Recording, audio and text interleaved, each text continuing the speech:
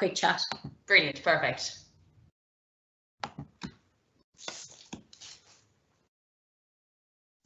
Good afternoon, everyone, and welcome to Exercise After a Blood Clot by Emer O'Shea.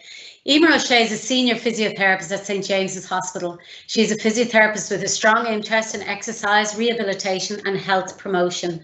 Emer recently helped us improve our recovery after a blood clot leaflet, now available on our website. Thank you, Emer. We're dying to see your presentation and see what we need to do to get that blood flowing. Lovely, hi. Thanks for having me talk today. Yes, I suppose, well, first of all, like I'll kind of reintroduce myself. I'm Emer. I'm a senior physio who works here in St James's Hospital. I'm actually a physio and respiratory, as mentioned, and I work between the intensive care unit and the medical respiratory ward, and I also do a bit of work with outpatients in the pulmonary rehab programme, so that's patients with COPD. So you might think, first of all, why am I, as a respiratory physio, talking to you, patients after your blood clot? I suppose, again, under our medical wards, our patients in ICU, we'd see a lot of patients who present with blood clots or maybe have blood clots because of their inpatient stay. So that's one reason. And I suppose the other reason is, as Anne-Marie highlighted to us recently, unfortunately in Ireland, we really don't have a dedicated physio service yet for patients after blood clot.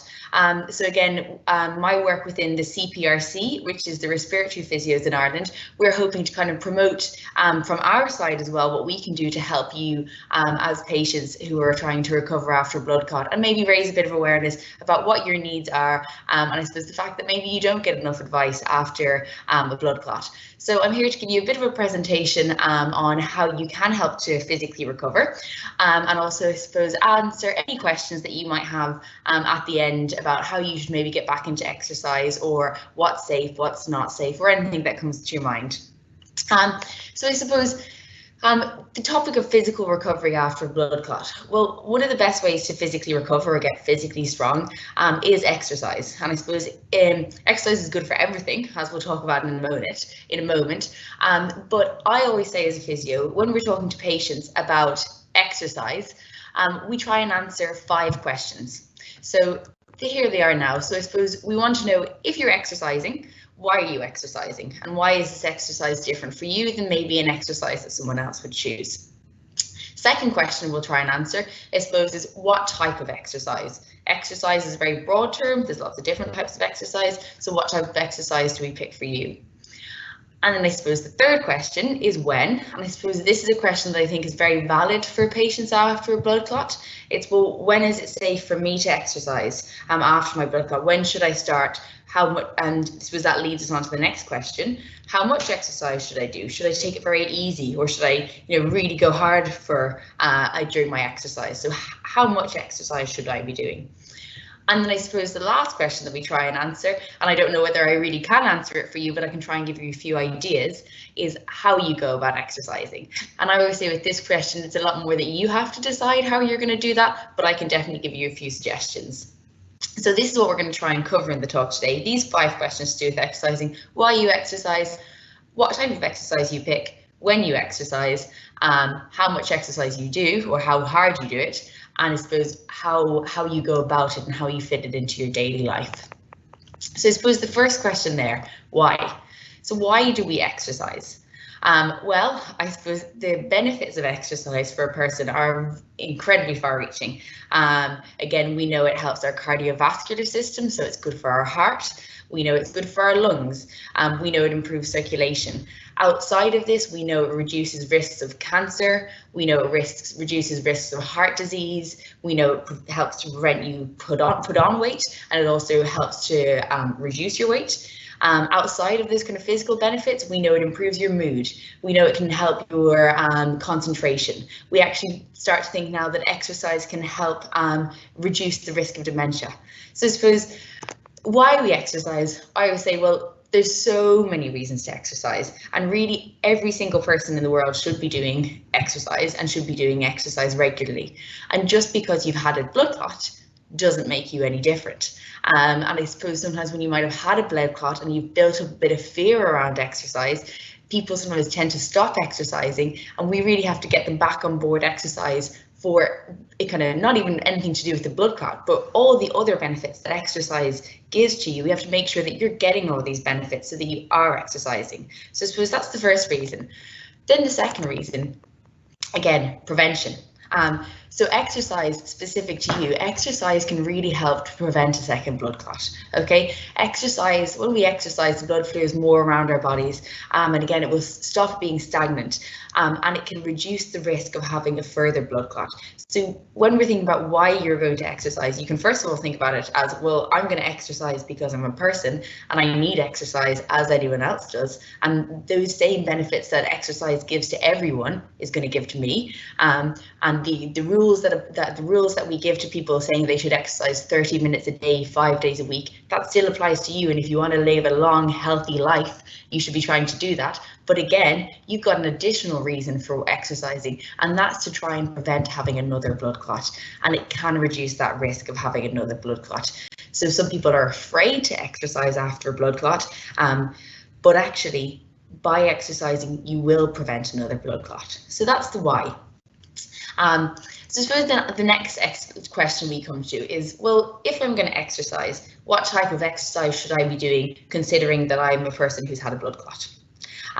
As physios, we look at exercise in terms of these 4 different types of exercise. So the first type is cardiovascular exercise. So cardiovascular exercise is, I suppose, a fancy word that means kind of exercise that moves all your body, that gets you breathing a little bit faster and gets your heart going a little bit faster. So something like walking is cardiovascular exercise, running is cardiovascular exercise, a dance class would be cardiovascular exercise. And like I said, the benefits from cardiovascular exercise are going to be those benefits on your heart, your lungs, and again, specifically for you, it's going to be the cardiovascular exercise that's going to help prevent the blood clots, because it's going to help with your circulation. So in terms of what type of exercise, that cardiovascular exercise is the type of exercise that's really important for you. But then again, like I said, we don't want to kind of put people who've had a blood clot into one box and say, well, you need to do cardiovascular exercise and that's it. Because actually all the other types of exercise that we usually prescribe to people are still important for you too. So the second type of exercise that we think about is strengthening exercises or resistance exercises. And these are, like the picture here shows, this is kind of exercise where you might be lifting a weight, or you might be kind of pushing weights in the gym, or, you know, maybe lifting shopping bags, something that you do for quite a short period of time, but is your maximum effort. And it's, I suppose, it's really working the muscles as opposed to working the heart and the lungs. So that's strengthening exercise. Now, like I said, while cardiovascular exercise is the exercise that's probably going to be the most important for preventing another blood clot, strengthening exercises are really important to do as well, because they help to maybe reduce our risk of osteoporosis, especially if we're a woman, and especially kind of going through menopause. Also, I suppose, if you're kind of getting to a stage in life when you're getting older, these are going to, I suppose, help reduce your risk of injury, reduce your risk of falls, and I suppose help with your function. So I suppose strength exercises are really important too. So we still need to do those. And then down at the bottom, we've got another 2 types of exercise, and they're flexibility exercises and balance exercises. And again, flexibility might be things like yoga or Pilates, stretching after a run or a walk. Again, that is important. It's going to reduce your risk of injuries if you kind of roll your ankle, and it's going to help you be far more mobile and might reduce your levels of back pain and stiffness. But again, for you, it's probably not quite as important as the cardiovascular exercise. And then the last type of exercise again is balance exercises. And again, while they're good for us as an entire person, and I suppose they kind of help reduce falls, can help with our athletic ability, and are definitely important to do. Again, for you, probably the focus is slightly more in the cardiovascular exercises and strength exercises. So that's kind of the 4 main groups of exercise that we talk about when we talk about, well, we now know why we exercise. Now we've talked about what type of exercise I'm going to do. So even within that cardiovascular exercise, which I'm going to focus on, we say, well, what should I start with? So I always say, if I'm trying to give advice to a group of people who, like here I can't even see, probably a good place to start for most people is a gentle walking program. Walking is very safe exercise. It's a very good exercise. And it's very accessible to everyone. So I'd say if you're new to exercise, and if you already don't have lots of different ideas of exercise that you've already been doing, just start with walking. So I suppose when you're thinking about how you're going to start walking, just pick a route. Again, pick somewhere that's close to home, pick somewhere that's relatively flat, and somewhere that there's plenty of places to rest if you do get short of breath or if you do need to take a break. Again, walking is very nice. You can do with your friends. Most people enjoy it. You do it outside, good for mental health as well. So if you haven't got any other ideas about how to start exercise, I'd start with walking. So we now know kind of why we're exercising. We know what type of exercise, and we've got a few ideas of what type of exercises we might do, and I'll talk about that a bit more later. But then we say, okay, when are we going to start exercising? The bottom line is now. So it's very safe to exercise after you've had a blood clot, kind of after the initial medical event has been taken care of. So usually if we see you in hospital, for instance, we will start getting you up and moving immediately after you've been started on some sort of anticoagulation. So the initial risk of your blood clot, as soon as that's happened, we have been cleared by the medical team to get you up and moving. So I suppose for most of you that are now over the acute event, unless a doctor has given you a specific concern, which it is very safe to start exercising now. And I'll talk through a couple of things to watch out for when you're exercising that might, just to make sure you are exercising safely. But the bottom line is you can start exercising now. And I suppose the earlier, getting up right now and doing a couple of jumping jacks is probably a good idea, because really exercise is so good for you. And the more you do, the earlier you start, really the better it is. So then we kind of speak through, well, how much exercise? Okay, so we know why, we know what type-ish, we know that we're meant to start doing it now, but then there's a kind of big question of, well, how much exercise do you want me to do? So this is, again, we've got a couple of different ways of prescribing exercise in a general way, when again I don't have you here in front of me. So this is a kind of sample walking program, and this is maybe after your acute event, so a lot of you are probably way past this already, but this would be a sample walking program that we would give to someone who presented with a blood clot. Kind of after the week one, you're very happy to walk for even 5 minutes at a comfortable pace, and try and do that 3 or 4 times a day. So maybe the first week do the little and often approach, so not very long, 5 minutes, just so you kind of get a bit of confidence with it, but do it often, 3 to 4 times a day. By the second week, you're trying to build it up to 10 minutes, and again, 3 to 4 times a day. By the third week for 20 minutes, by the fourth week for 30 minutes, and by the fifth week for 40 minutes, maybe once a day. We're doing this so that really the goal of people's exercise, and again, this is very general, but the goal of a kind of minimum amount of exercise that you should be doing after a blood clot is by about that kind of 5 weeks after your clot, that 5 or 6 weeks, so a month, 2 months, you really should be kind of have built yourself back up to doing 30 to 45 minutes of exercise, be it walking, 5 to 7 days a week. So again, that's a very general guideline to exercise, but that's a very, very well researched amount of exercise. So lots and lots and lots of papers and lots of years of research has been gone into, well, what's the minimum amount of exercise that I need to do to get the health benefits, I suppose, first of all, that the general population gets from exercise, and also those related to blood clots. And they've really found quite solidly that about 30 to 45 minutes of exercise nearly all days of the week is what we should all be getting of exercise. So that's the same, that should be a goal for you as well.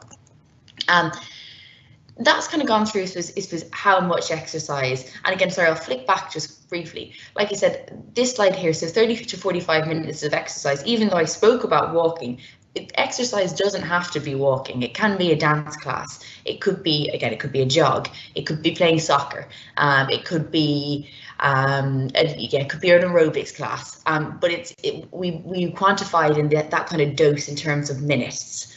So 30 to 45 minutes. Now, when we're talking about 45 minutes, I suppose the next thing we need to think about is how hard you're exercising. So, well, if I'm doing 30 minutes of kind of pottering around the house every day, sorry, my light went off, is that enough? Or a lot of people ask us and they say, well, I go and do the shopping, you know, and that probably takes me 30 minutes. So does that count as exercise? And I say, well, depending on your fitness level, it might be exercise for you or it might not be exercise for you. So we teach people to self-monitor their exercise so that based on, I suppose, how they feel, okay? So this is kind of, again, how hard. This is a picture of a gentleman now, obviously sweating, panting. He is exercising very hard. Now, this gentleman may have either just run a marathon at record pace and look like that, or also this gentleman, now he doesn't look that unfit, but this gentleman might have literally only walked 10 meters. And some of the patients that we see in hospital will only walk 10 meters and they might nearly look like that. So I suppose you measure, while we give you a time you should exercise, we want you exercising at a certain level of intensity. And we say a good way for you to monitor this yourself is by how short of breath you feel. So I suppose what's the normal shortness of breath when you exercise? So we tell you to, again, to monitor your breathing and do the talk test. So when you're exercising, if you're exercising at a moderate intensity level, so that kind of nice middle moderate intensity of exercise, not to the point that you look like the man on the previous slide when you're about to pass out, but not also too easy, we say that you should be able to talk but not sing.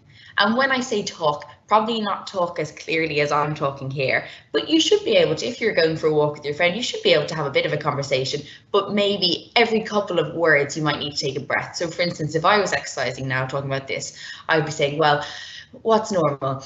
You know, yeah, I went down to the shop yesterday and so you can see that I'm probably not getting full sentences out, but I'm definitely able to maintain a conversation. Whereas if I found that I was talking to you and I said, I went yesterday to, that's too hard because you're not able to talk. Okay, so it's monitor it by your talk test. On this slide here, again, this is kind of a couple of slides that we use for our patients in our exercise classes here in the hospital. And I suppose if you look at this scale here on the left of the screen, it's called a modified Borg dyspnea scale. Now, really what that means, dyspnea just means breathlessness. So basically it's a scale of how breathless you are. And if you look in that kind of green box, so it goes from 0 to 10, 0 being that you're not breathless at all, 1 being that you're very slightly breathless, 2 being you're slightly breathless, 3 being you're moderately breathless, and 4 being you're somewhat severely breathless. That's where we want you. We want you in that green area. Okay, so we want you that you're slightly breathless. You're definitely more breathless than you are when you're at rest, because if you're not more breathless than when you are at rest, you're probably not exercising hard enough. And you could even go to the point that you consider it somewhat severely short of, breathless, but you're definitely not gasping for breath, because if you're gasping for breath, again, it doesn't always mean it's dangerous. It just means that you're exercising at a very, very high level and you're exercising near the peak of your capacity. So like I said, that's different for everyone. So someone might walk at a certain pace and really, if they're a young person who's very fit, they might not be breathless at all to walk down to the road to the shop at a certain pace. And that probably doesn't count really as exercise for them then. Whereas if you were kind of walking at a nice pace, or if you're walking up a hill and you find that, like walking up a hill, you are a bit out of breath, then that's exercise for you, because you're challenging your body, and that's the whole point of exercise. It's challenging your body, it's challenging your heart and your muscles. So if you can feel that in your breathing, you're challenging your body a bit, and that's a good thing. Then I'll just flick back slightly again, just specific to patients after a blood clot and kind of suppose what's normal. This also level of your breathing can be a good measure of, I suppose, how your body's reacting to exercise.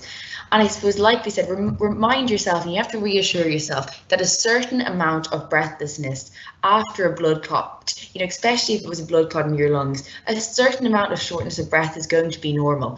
Okay, so again, if we go back to this, when you're exercising, it might take a couple of months for you to, even when you're walking, for you to not feel slightly out of breath or moderately out of breath.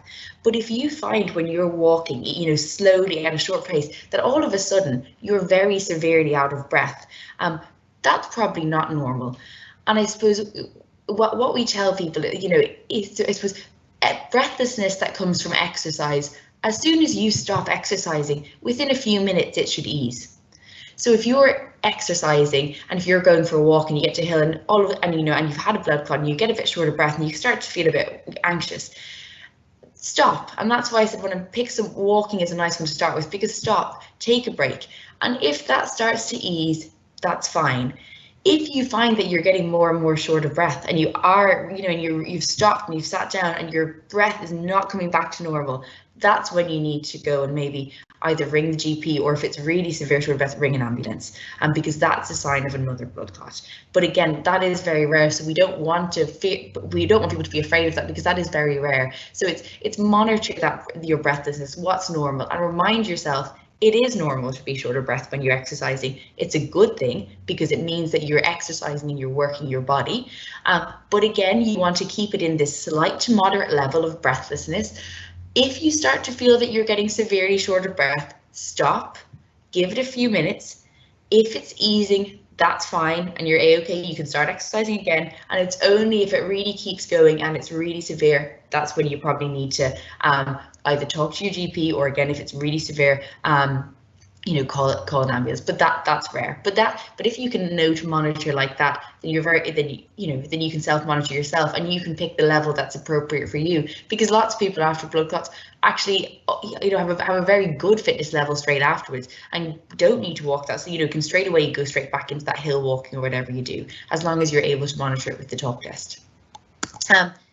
So I suppose that moves on to, so we've gone through the why we exercise, we've gone through what type of exercise we should do, we've gone through how much, how hard, and I suppose now we're moving on to how we exercise. And I would say this is the hardest bit, because exercise can be anything. So exercise can be such a different, so many different forms of exercise. You could be a javelin thrower, you could do horse riding, you could play golf, you could do downhill skiing or uphill skiing or cross-country skiing. So I suppose it's finding, I always try and say it's finding something that you like, because unfortunately with exercise, the bad thing is it's not a thing that you can just do for 6 weeks as okay, right, I'm going to do this for 6 weeks, I'm going to do this program, get myself back on track, and then it's done. It's not. Exercise you have to do for the rest of your life, and that's quite daunting. So I think the best thing to do is try and find something that you enjoy. So I suppose a few suggestions. I suppose, like I said, walk, and I probably walk with a friend if you can. Find a walking group, meet a friend as you do it. Second one, I suppose, is kind of is a kind of way that we talk about just trying to get people to incidentally increase their exercise. So it's just getting to the habit of always taking the stairs. So if you're kind of going in and out of places, always take the stairs, don't take a lift. If you're in any shopping centres or anything. Let's have a look. Third one, again, with the walking, if you're trying to monitor yourself and you're trying to keep yourself motivated, use a pedometer. Most phones these days have a pedometer on them, so maybe set yourself a target with your phone or with your Fitbit or a pedometer. And again, remember, we're trying to aim to getting 10,000 steps a day is what the kind of minimum aim is, so use a pedometer. The other thing is maybe use an exercise app, either to monitor your steps, or there's lots of really good apps out there, and I was going to put them on the slide and I said I wouldn't, because really, I suppose they're very different for different levels. But if you read any sort of magazine, if you talk to anyone, if you talk to any kind of physio or anyone who's into exercise, they'll recommend some to you. There's so many fitness bloggers on Instagram. There's so many, there's an app called 7, which gives you 7 exercises a day. So many different types of exercise that you can do. The next one is, again, you can join a class. So joining a class, that could be a class either in person, and again, now that we're actually in, I suppose, COVID, you can't, so joining a class in person isn't as much as an option, but you could join a class online. So there's lots of ones you can sign on to. Physios have classes. You can create an exercise routine that you do home with squats and arm exercises if you've done that before. Or I suppose the last one is, if you want a bit of motivation, sign up to maybe a couch to 5k or a walking 5k. So I suppose what I would say, this slide always I find the hardest one. It's kind of, how do you exercise? And I think probably I'm probably not the person to tell you this via a presentation, but it's about thinking about what you enjoyed before your blood clot, and go back to that. Or again, take this as a bit of motivation, say, well, actually, I've never tried jogging. I might try and do a kind of count to 5k and download the count to 5k app from the NHS, but again, monitoring your breath at the same time, or use as a motivation. I've never tried Zumba. I've never tried an aerobics class. So if you've never liked exercise before, maybe use this as a chance to actually be like, well, do you know what, I'm going to actually use this to try a few different things. Or again, if before your blood clot you already went to the gym, you already did lots of different, you enjoyed hill walking, go back to that. So that's, I suppose that thing. Then I decided here I put in just a little bit of a slide of resistance training, because like I said, a lot of the slide so far has focused on aerobic exercise, which is probably the key one after blood clot. But again, resistance training, as physios, we always push, so weights training is very important too, to try and improve your muscle mass and improve your strength. So I suppose if you're going back to resistance training or weights exercises after a blood clot, we'd always say, just start with, like you did with the walking, start with low weights. Okay, and gradually increase them. Listen to your body.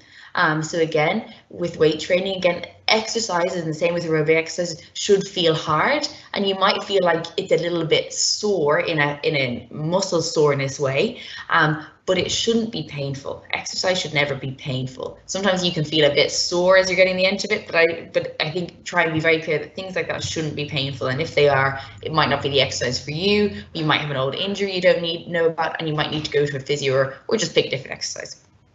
And I suppose like this, if you've never lifted weights before, if you've never done weight training before, it's probably good to seek professional advice. So I suppose, and again, gyms these days are really, really good. Every gym will have the option of having one session of a one-on-one with a personal trainer that they can show you a very basic exercise plan for starting to lift weights, if that's something you're interested in. So I suppose this slide here again is, I'm very aware that we're giving this very general advice to probably lots of people who are very, very different in terms of what exercise they do and their fitness. And I always think probably one of the best things to say when you're talking about exercise is know what your goals are, know what the minimum standards are, know what normal exercise should feel like. And again, that's that slight shortness of breath, that sweatiness, maybe that fast heart rate.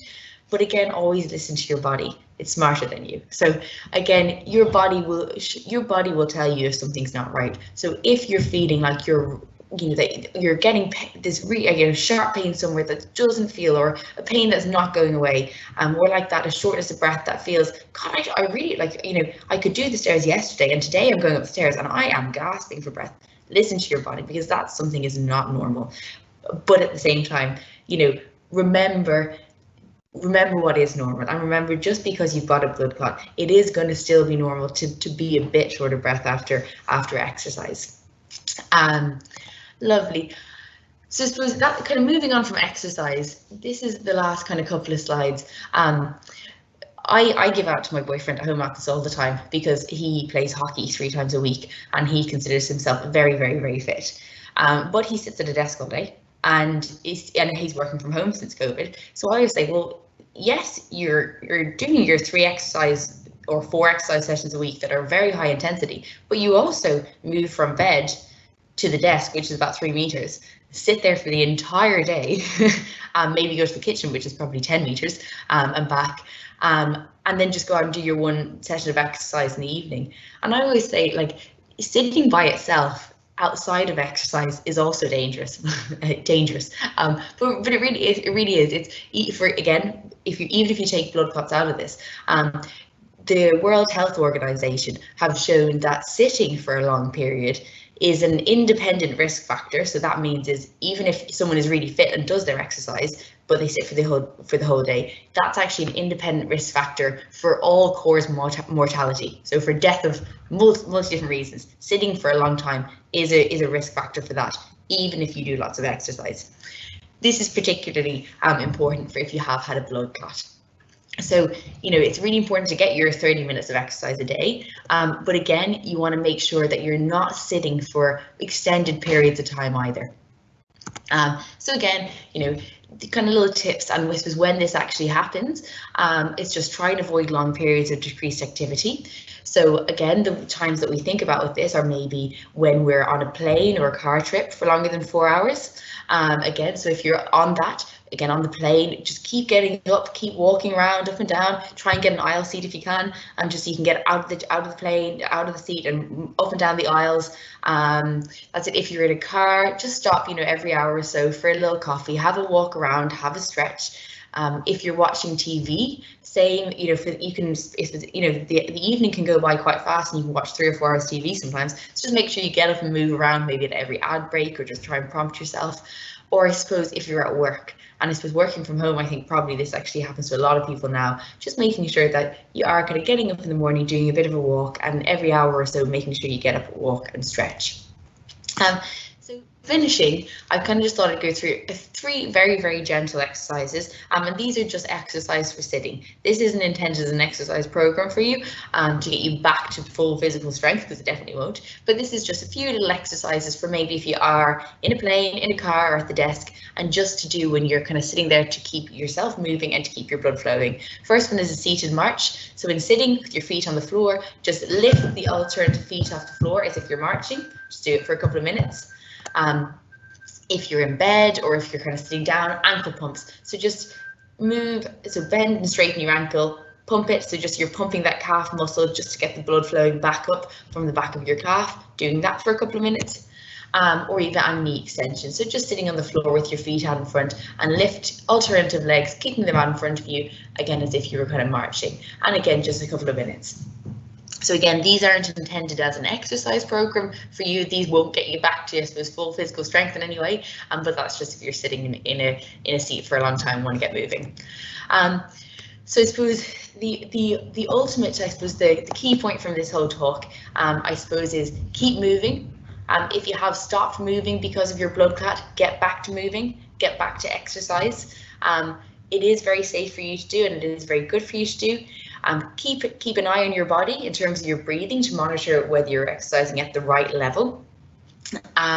And again, the last thing, again, if you have any or if you want specific advice for you, ask your physiotherapist. So again, the Irish Society of Chartered Physiotherapists is our organisation of physiotherapists that are chartered or that are verified.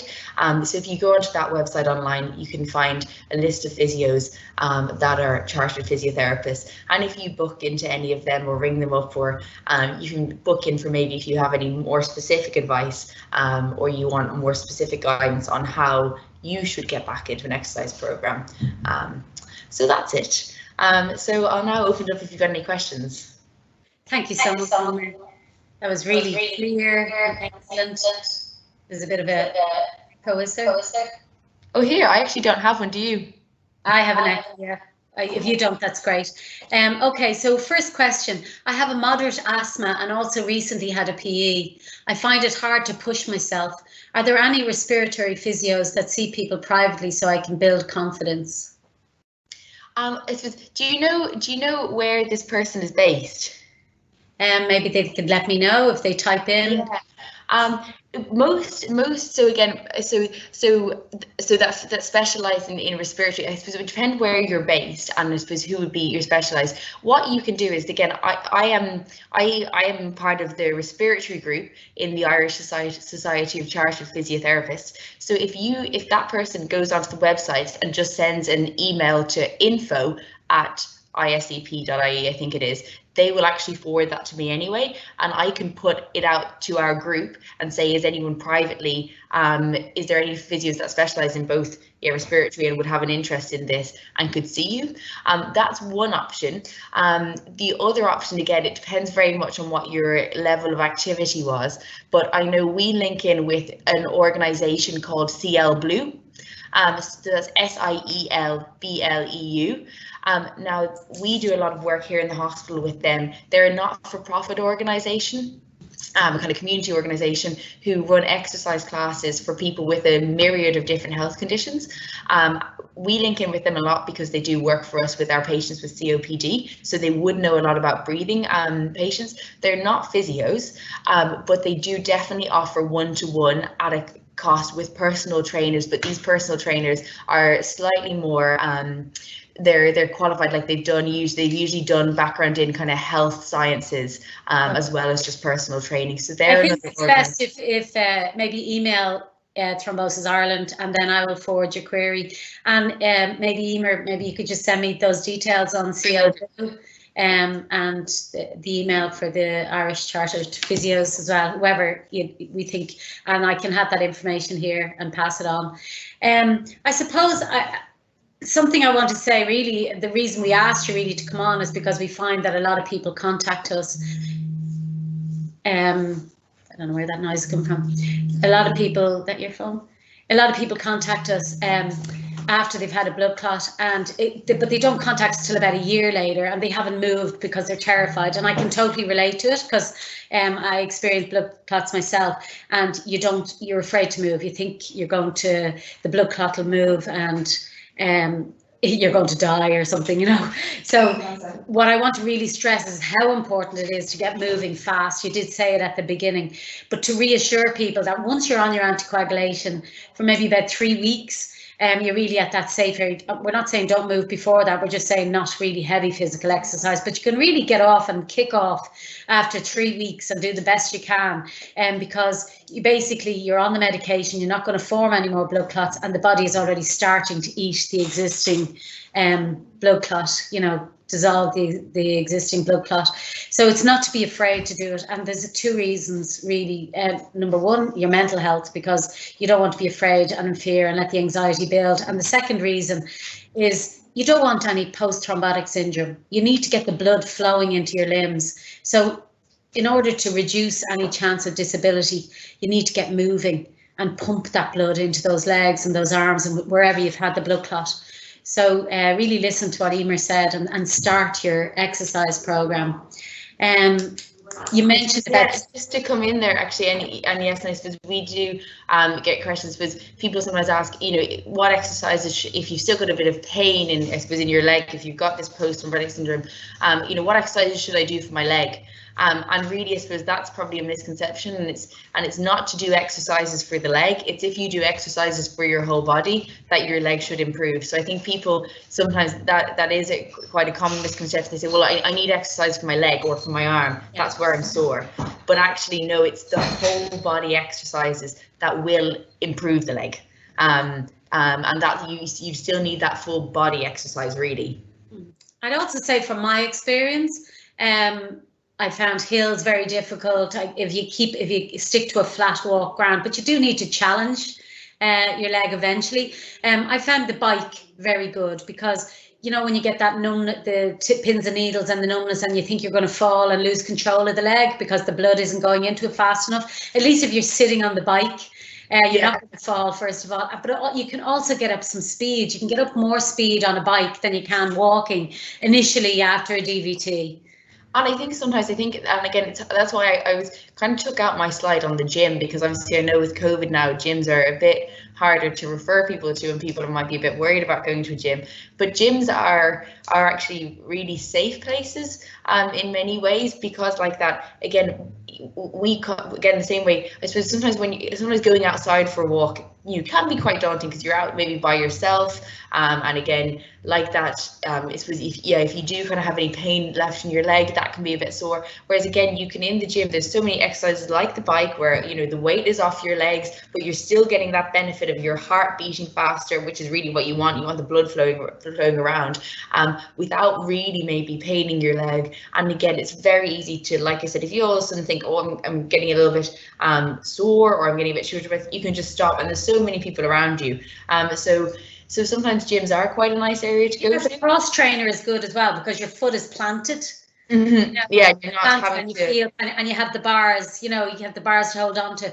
I found the cross trainer very good. So I have another question coming in here. After vascular surgery and having a hematoma drained from my leg, I was told I have thrombophlebitis and to be drained now. I'm fearful. I'm fearful of a clot.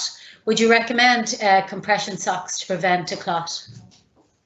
So generally, I think she had something drained. Generally, we I think you're probably better asking I'll publish that. medical team. Sorry, I'll just publish that so you can see it. I see that there. Yeah. I don't think I can see that. Hold on, maybe it's just see what I can. What I'd say with those sort of things, just with kind of a specific procedure, you'd be best just asking the doctors or your medical team who've done it. Yeah. Sorry, let's see this again. Kind of whether compression stockings are advised for you or not. Generally, I know from here in the hospital, exercise is definitely much better than compression stockings, and compression stockings are only really usually advised as an adjunct to exercise, so as an extra, or if exercise isn't possible. So that's where we put them in people who are immobilized, maybe if they've had a surgery or if they are in the intensive care unit and they're sedated. So that's really when we use compression stockings. They're definitely not as good as exercise.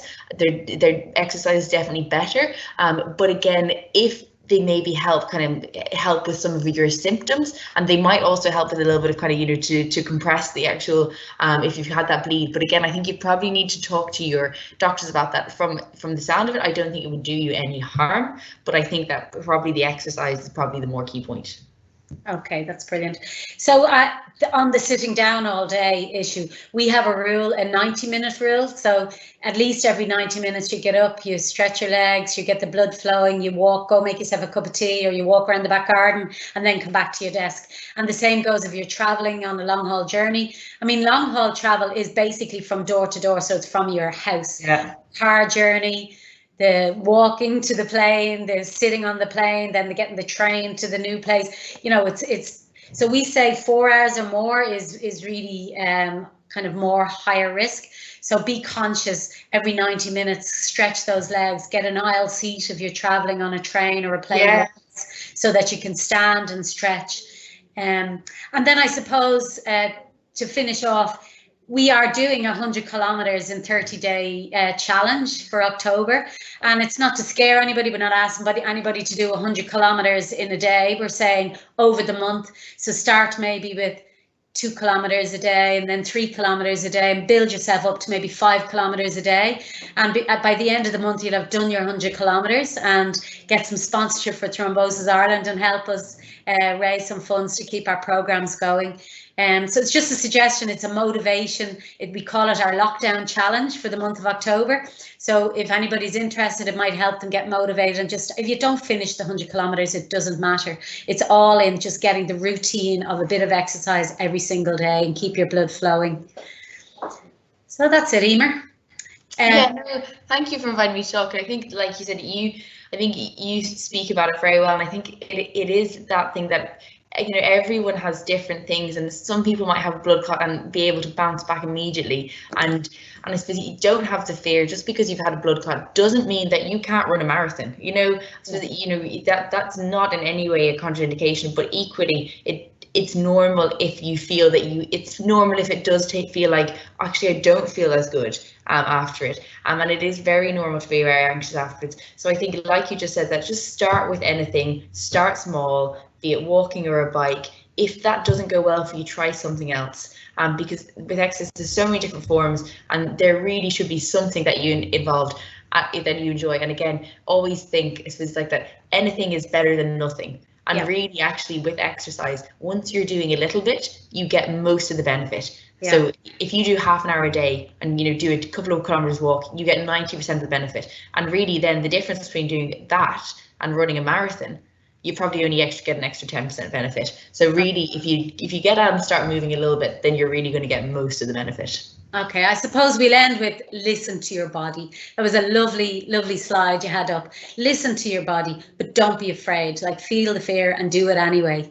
Get out there and exercise, and don't be afraid, because it'll do you more good than harm. Thanks a million, Emer. I really appreciate your presentation. Thank you. Thank you. Stay on the line. Are you still there? I'm still here. Yeah, that was fantastic. Thank you.